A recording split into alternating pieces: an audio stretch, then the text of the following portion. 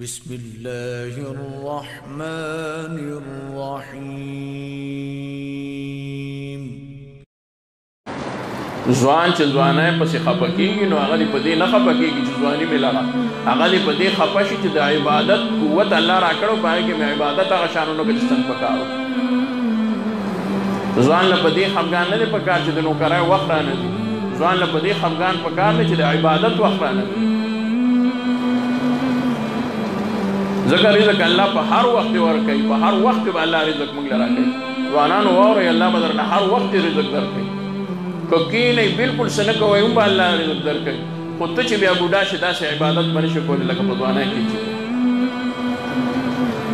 نو د رزق د کاروبار غم کې او د الله د عبادت د قوت د طاقت هغه زمانه نه یادوي چې ما له الله قوت او طاقت څه نه راکړي موږ له الله دا څه نه راکړي دي عبادت نه راکړي چې موږ پرې د الله عبادت وکړو دا موږ له الله رب العزت عبث له نه دي راکړي افحسبتم انما خلقناکم عبثا وانکم الینا لا ترجعون الله فرمایي تاسو دا ګمان کوئ چې ګینې تاسو عبث او فضول پیدا شوي او تاسو به واپس نه راځئ ما خواته به واپس راځئ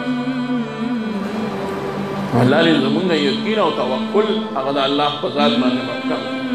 نو غواړو به د الله نه او هر شی به الله برابروي ما تاسو ته وویل جبار روان و جاړ کارونه الله برابروي سمې برابروي تاسو به خیال وي کله کله ګڼ کارونه وي ما سره خپله داسې وشي زما به څه کار وي خو بیا هم ګڼې خبرې یو شي کله طالبانو ته ووایم چې څوک میلاو شي هغوی ته ووایم دعا کوه ذاکرین هم لګیا وي اعمالو والا شعبه هم زموږ الحمدلله مدرسه کې وي هغوی ته ووایم هغه کارونه په خپله باندې ورشي یو بل کې او برابر شي د الله نه غوښتل دي